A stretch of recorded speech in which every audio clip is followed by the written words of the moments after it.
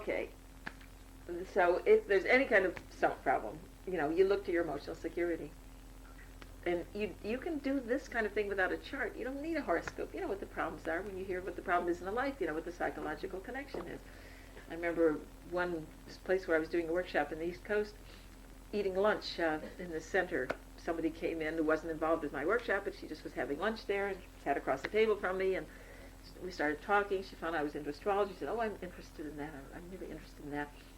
And then she kind of toyed with her food, and she said, "I'm just having such a problem, with my food, digesting my food. I get these stomach pains, and I don't know what the problem is. The doctor can't find anything wrong, and my stomach hurts." I said, "What's going on with your emotional security needs?" The chances are it's one of those freedom-closeness things. You want to do something maternal, domestic, the nesting urge, which is connected to the stomach, security, hang on and hang in, versus escape, do something new and different, follow your own quest, etc. It's just, that's exactly. She says, "My boyfriend wants to get married and establish a family, and I love him, and I don't want to lose him, but I'd really like to go to Europe. I'd like to go around the world. I really am not ready to be a mother yet." Total torment, between two desires in her nature, and it was hitting the security needs. What if I say no, and then I lose him, and he's really a nice guy, and he would really be a good husband, but I'll be trapped. Okay, this is a Freedom-Closeness Dilemma. It's similar to an Aquarius-Scorpio square, only not as hard as a square, but it's the same principle. The Scorpio principle is to be very intensely involved, and the Aquarius principle is to stay at arm's length, right? So you have to have open relationships. If either person tries to possess the other, you'll get into one of those clutch-run dichotomies, and the person who's clutching, the other person will pull back. So you can't hold on to me, I won't stand for it. And either one can do it. The person who has that in their chart, the other person will have something similar with the same meaning. So they both have to be able to have a somewhat open relationship where they accept each other as they are and still make a commitment. If you can do that, you can have a beautiful relationship. I've seen some really nice marriages. It was a really open, accepting, give and take relationship, both permitting the other to be themselves, be full individuals, and yet with a commitment.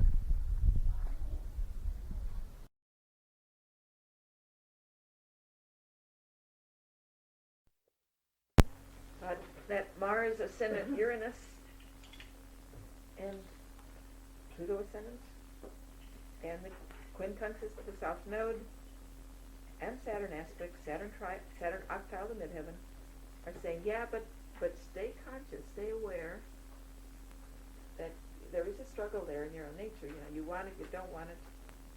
Are you aware of the ambivalence? If you're aware of it, you can handle it, you can work it out. If you're not aware of it, comes problems. He was engaged to be married. Yeah, he was engaged to be married at the time. Yeah. There's a lot of separation aspects at the same time. The quincunxes and the opposition. He was engaged to be married, and he was also scheduled to move to a new area, and he was still living in his birthplace.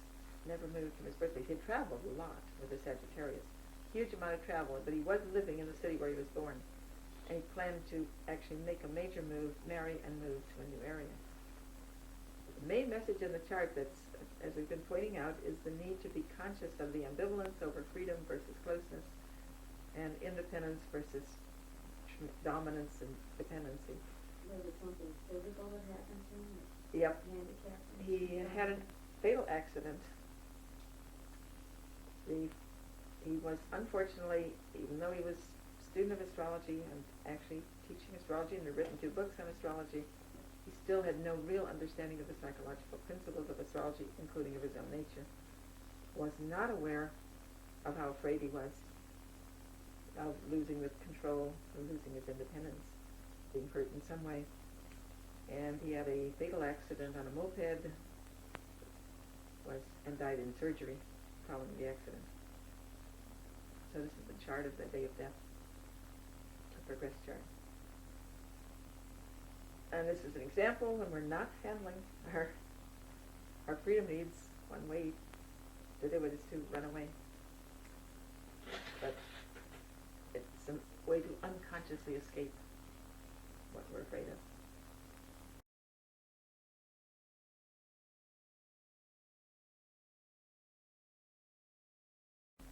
you have to look at that and say that's not an accident. When every different system shows the same message, that's not an accident. That's part of his character, having destiny and showing in many ways.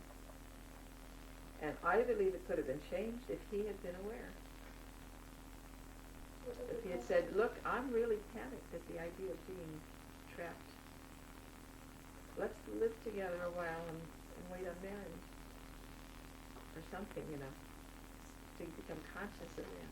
Didn't have to run away in that really drastic way. Oh, is that what he was doing Yeah. on the malt test? Not consciously. Not consciously. Who runs away on a moped? The heart But it was even more, you know, the unconscious actually did give him warning. The day before, or 2 days before, but just before the fatal accident, he had a car accident. And the car was damaged, but he wasn't damaged. He didn't even see the warning, you know, the unconscious speaking of that. The average person who does not know that your character is setting it up says, oh, it's an unfortunate accident, or Mars did it. Yeah. But he had the information. With the car accident, didn't stop him, he went out on the moped. And it was dusk, the lights were bad, and he ran into a truck, and he did it himself. But not consciously, obviously.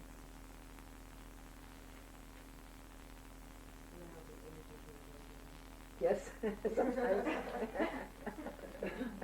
Especially with Mars rising in Sagittarius, square Uranus.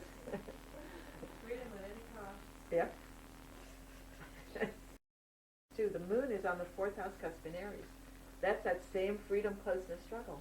It's a Sagittarius moon on the ascendant in the natal chart. I want closeness, I can't handle it. It's Mars is essentially your right and ability to protect yourself and your own rights. Do it yourself, what you want to do. And the moon is where you want to care for someone else or be cared for. And there is an inherent conflict there. Are you going to do it yourself, or are you going to be involved with someone else? Let your needs be dependent on their actions, or limit your own actions to protect. And he wanted it, and at the same time, at the unconscious level, he was terrified. It's, I want to do what I want to do right now. I do, I think that's a good one. Yeah, that's the essence of it. Pure self-will in action right now. And with that is, I won't depend on anyone else, and no one should depend on me. I mentioned to some of you one of my most, to me, shocking experiences was with a guy who had Mars, Sun, Uranus conjunct in Aries in the 11th house. Opposite Jupiter in Libra, square Pluto in Cancer. And I always interpret a chart in a way that leaves them their self-esteem, you know.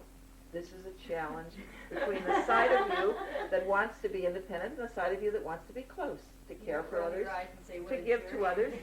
And he said in so many words, I don't care if anybody, I said when we have this kind of conflict, often we have trouble letting others give to us, you know, we lose our independence if we can't allow that to happen. He says, well, I don't care what anybody does for me, I just don't want to have to do anything for anyone else. He's very straight out about it. That's the essence of Aries, if it's allowed full action. He was an MD, besides. Terrific. Yeah. Fortunately, not in personal practice. He worked in a lab. Didn't have to have a bedside manner.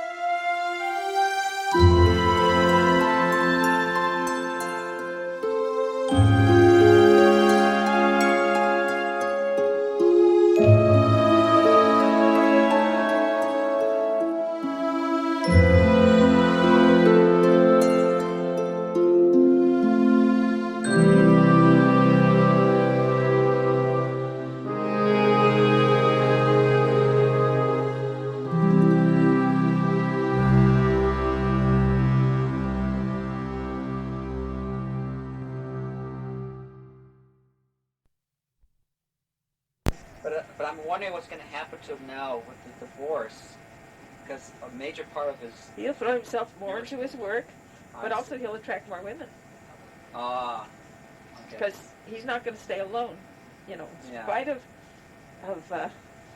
messy divorce, he's still going to have women chasing him like crazy with that Especially kind of with money and progressive power. women going into 7th house. Yeah, plus money right and now. power. So he very likely may remarry once he's out of this one, although that's still another 2 years away.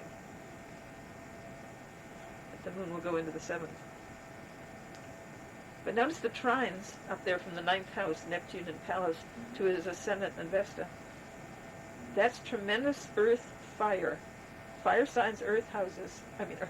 Earth signs, fire houses. So he's very successful.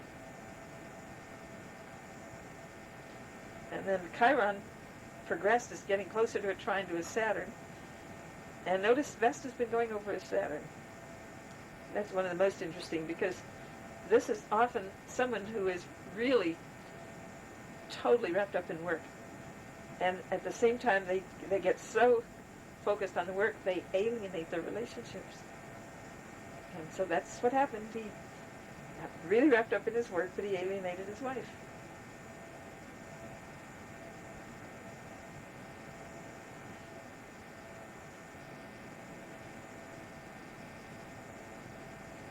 Of course, he did have the cardinal dilemma pretty strongly.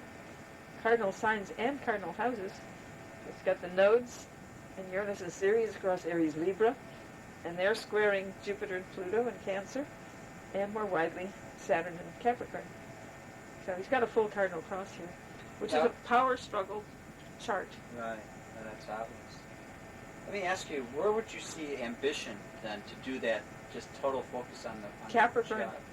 Because that could be just natural executive, but I still want to go home at 5 o'clock after. Yeah, no, that total identification with both Vesta and Saturn Okay. and in Capricorn, all in the first house. It's tremendous identification with work and achievement.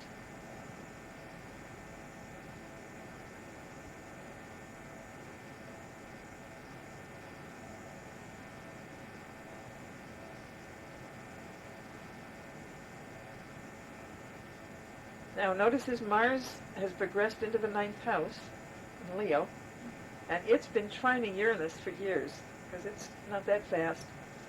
So it's been trine first natal Uranus, the north node, and then progressed Uranus, and it's still within orb of a trine to progressed Uranus, still within 1 degree.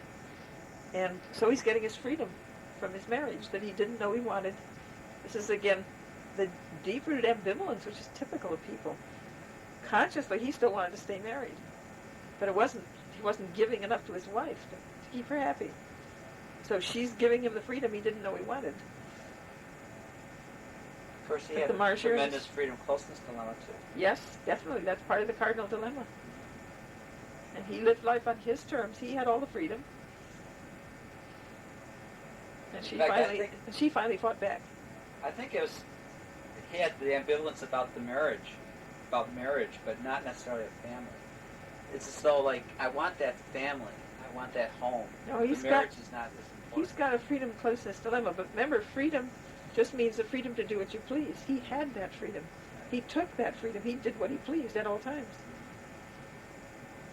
And his family could like it or lump it. Uranus and Aries in the 4th, too. Conjunct the north node. Yeah. God, it's all over the place. Yes, it's Aries opposite Libra, first house opposite 7th house. Aries square Cancer. Okay, so here's the case then of the conscious and the subconscious. Right. And so you're saying that definitely this is a clear case of the subconscious winning? This is a case of, I want closeness on my terms. That's how a strong person reconciles the freedom-closeness dilemma. Then why was he so I upset take then when the wife closeness said... on my terms. Right. And when someone doesn't accept his terms, and he's accustomed to being in control and getting what he wants, Okay. of course he's upset. I see. So he was just not aware that he was projecting it on her, right? He was not aware that he wasn't fulfilling his wife. He thought by making lots of money and letting her do what she wanted and spend it while he worked, that he was doing the right thing, that she should be happy. Mm-hmm. and shocked when she wasn't. So this was a clear case of projection too. Well, 'Cause- no, it's just a case of only staying conscious of his own desires and not getting in touch with the needs and feelings of others. To me, that's kind of insane because the person's married to you. You would think there'd be communication. You could just Not if your whole life is in your work. Okay. I mean, I would know when she's dissatisfied. Sure. She won't talk to me or something. Yeah. Then I know there's something wrong. I mean, Yeah. doesn't he get the picture from his own wife? Well, he got it now. He was too busy building a media empire to pay attention earlier. Okay. So, to me, it just doesn't sound right. It's not I guess. intelligent. It's a form of extreme imbalance. Yeah. And extreme imbalance brings pain. So he'll just go more deeply into his work. Yeah, but he will attract other women because he does have a fourth house in the seventh house in the eighth house. So he will, and a loaded fifth house in the progressions. So he will attract women who will chase him like crazy. From Leisure World.